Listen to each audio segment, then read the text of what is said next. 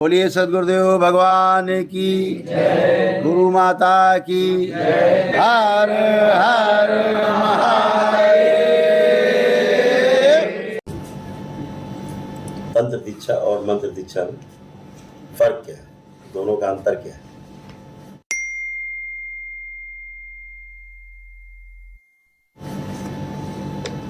इसको ऐसे समझना है कि जो मंत्र दीक्षा है वो अपने स्वयं की शुद्धि के लिए है, अपने स्वयं को लाभ पहुंचाने के लिए है,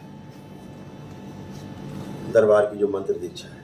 और जो तंत्र दीक्षा है, तंत्र दीक्षा लेकर के उसकी सिद्धि करके उससे दूसरों को लाभ पहुंचाने का तात्पर्य है। तो दोनों का अर्थ स्पष्ट है कि मंत्र दीक्षा में अपना स्वयं का लाभ, अपने स्वयं को अच्छा करना, स्वयं को स्वस्थ रखना, और तंत्र दीक्षा के द्वारा अपने डीएनए से बाहर के लोगों को भी अच्छा करना और उन्हें स्वस्थ करना। ये दोनों का सीधा सीधा फर्क है। दूसरा इसका ये भी है कि मंत्र दीक्षा लेकर के आप अपना मंत्र सिद्ध करके अपने परिवार के, जो भी आपके परिवार में संकट है, परिवार में कष्ट है, किसी को हो रहा है, कोई बीमारी हो रही है, कोई कष्ट हो रहा है, तो आप अपने मंत्र के द्वारा उसको तुरंत स्वस्थ कर सकते हैं तत्काल, और वो कष्ट आपके द्वारा दरबार तक पहुंच जाएगा, निकल जाएगा। लेकिन आप डीएनए के बाहर के व्यक्ति को उसके द्वारा स्वस्थ नहीं कर सकते, निषेध है। क्यों? अगर आपने बाहर के व्यक्ति को स्वस्थ करने की कोशिश की तो उसकी गंदगी आपके डीएनए ऊर्जा पथ में एंट्री मारेगी, फिर आपको दिक्कत होगी, तो इसलिए उससे नहीं कर सकते। तंत्र दीक्षा के द्वारा आप सेवा भाव अगर आपके अंदर है कि हमें अपने परिवार को जैसे स्वस्थ किया है, अच्छा किया दरबार से जुड़ के, ऐसे ही दरबार से जुड़ करके हम बाहर के लोगों को, अपने डीएनए के बाहर के लोगों को भी स्वस्थ करें, तो सेवा भाव अगर ऐसा आया है तो उसके लिए फिर तंत्र की दीक्षा है। तो तंत्र का अर्थ ही है व्यवस्था, व्यवस्था बनाना, व्यवस्था में रहना, व्यवस्था में जीना। तो ये तंत्र के अधीन है। तो जब आप तंत्र दीक्षा लेते हैं उसमें आप निपुणता पाएंगे, जब सिद्धि पाएंगे, उसके द्वारा अपने डीएनए के बाहर के व्यक्ति की भी चिकित्सा आप कर पाएंगे, उससे ठीक कर पाएंगे। एक लिमिट होगी हर चीज़ की, वहाँ तक आप उसको ठीक कर सकेंगे, और उसको ठीक करके स्वस्थ करके आपको खुशी का अनुभव होगा, आनंद का अनुभव होगा, पुण्य के भागी भी बनेंगे। तो ये आप कर सकते हैं। लेकिन वो तंत्र की दीक्षा लेकर के ही आप सिद्धि पा करके ही आप और दूसरे व्यक्ति को, आप डीएनए के बाहर के व्यक्ति को स्वस्थ कर पाएंगे। तो दोनों का बिल्कुल स्पष्ट फर्क है, एकदम स्पष्ट इसका अर्थ। आपका प्रश्न है कि तंत्र दीक्षा कैसे कार्य करेगी दरबार के द्वारा। अगर दरबार के द्वारा तंत्र दीक्षा ली जा रही है तो कैसे कार्य करेगी। तो सबसे पहले बात तो समझना है कि तंत्र दीक्षा के लिए पहले उपयुक्त तो व्यक्ति कौन है। तो सबसे पहले तो जिस व्यक्ति के 9 हवन हो गए हैं, या उसके पितृ मुक्त हो चुके हैं दरबार के द्वारा, उसका ब्लैक मैजिक कट चुका है परिवार का, उसकी स्मृति चिकित्सा हो चुकी दरबार के द्वारा, और दरबार से वो मंत्र दीक्षा ले चुका है। मंत्र दीक्षा लेकर के फिर उसने अपने मंत्र को सिद्ध कर लिया है, दशांश हवन करके अपना मंत्र सिद्ध कर लिया है।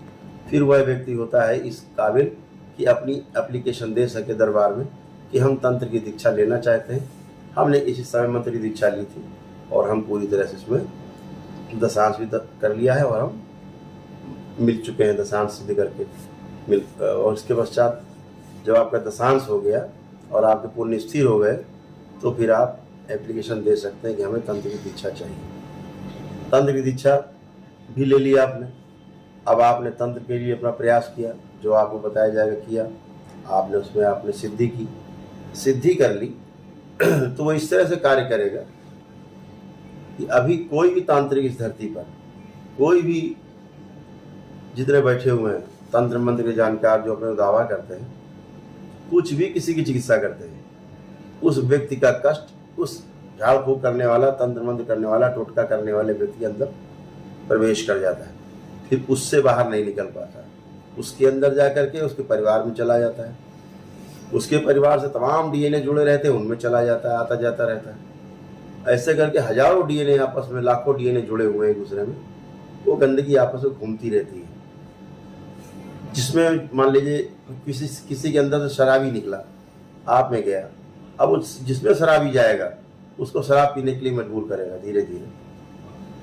तो दरबार में ऐसा नहीं है।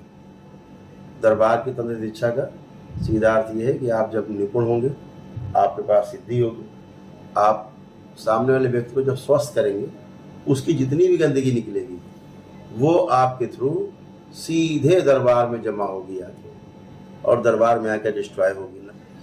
तो वो दरबार में सीधे गंदगी जमा हुई और वहाँ पे नष्ट हो गई, तो ना आपको कोई कष्ट हुआ, ना आपके परिवार को कोई कष्ट हुआ, और वह व्यक्ति भी स्वस्थ हो गया जो आपसे मिला। तो अब ज़्यादा बहुत बड़ी बीमारी है तो एक लिमिट होगी कि आप कहाँ तक आप पहुँचते, लेवल होगा। तंत्र दीक्षा में लेवल है, 21 लेवल है तंत्र दीक्षा के। आपको जान के आश्चर्य होगा, तंत्र दीक्षा की 21 लेवल है, 21 स्टेटस है इसके। ये आपका पहला स्टेटस होगा जिसमें आप प्रवेश करेंगे तंत्र दीक्षा के। 21 लेवल का अर्थ होगा कि जैसा हम कर रहे हैं इसमें से किसी एक चीज को चुन करके आप उसे विशेष रूप से पारंगत होंगे। जैसे किसी विशेष उसमें कि भूत प्रेत ये खत्म हो आपके द्वारा, तो पूरी स्पेशलिटी होगी कि भूत प्रेत आपको आपके द्वारा पूरी तरह नष्ट होगी। कि पितृ का ही होगा वो लेवल होगा है, तो पितृ का भी नीचे भूत प्रेत और पितृ सारे जाएंगे आपके द्वारा, वो एक लेवल होगा। फिर वो स्मृतियाँ कैसे कटेंगी, वो ब्लैक मैजिक कैसे कटेगा, फिर उसमें मार्ग कैसे कटेगा, वशीकरण कैसे कटेंगे, कैसे उसके उच्चाटन कटेंगे, कैसे उसमें विकर्षण विदेशण जाएंगे, ये सब एक बहुत हाई लेवल का मामला है। तो जैसे जैसे आपकी शक्ति बढ़ती जाएगी आप उसके लिए अपना एप्लीकेशन देते जाएंगे, परीक्षा में उत्तीर्ण होते जाएंगे और आगे बढ़ते जाएंगे। तो एक तो ये हो जाएगा कि हमें सर्वज्ञ बनना है, सभी कुछ समझना है और इस 84 लाख योनियों के पार भी जाना है। तो वो 21 लेवल जबकि आप पारंगत आप हो जाएंगे अपने आप, 21 लेवल आप क्रॉस कर चुके होंगे, तो अपने आप ही आप इनलाइटेंड हो जाएंगे। आपको इनलाइटेंड होने के लिए अलग से तपस्या करने की आवश्यकता नहीं कि आप बैठ के तपस्या कर रहे हैं कि हमेशा अब इनलाइटेंड होना है, हमें आप बुद्ध की श्रेणी में जाना है, हमें समाधि की अवस्था में जाना है, स्वतः ही चले जाएंगे समाधि में। ये एक व्यवस्था है। ये तंत्र इस तरह से कार्य करेगा कि दूसरों को लाभ पहुंचाते पहुंचाते, दूसरों की सेवा करते करते आप स्वयं भी वहाँ पहुँच जाएंगे जहाँ पहुँचने के लिए हमने मानव शरीर में जन्म लिया है सब।